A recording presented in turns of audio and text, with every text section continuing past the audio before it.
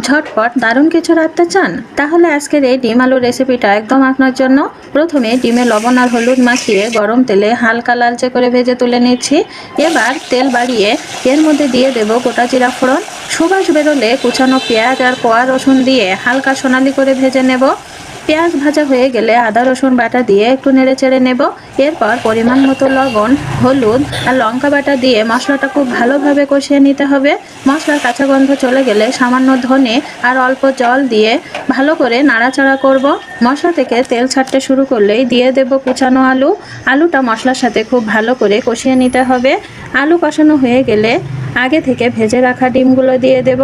এবার গ্রেভির জন্য পরিমাণ মতো অল্প জল দিয়ে ঢাকনাটা বন্ধ করে খুব ভালো করে ফুটিয়ে নেব।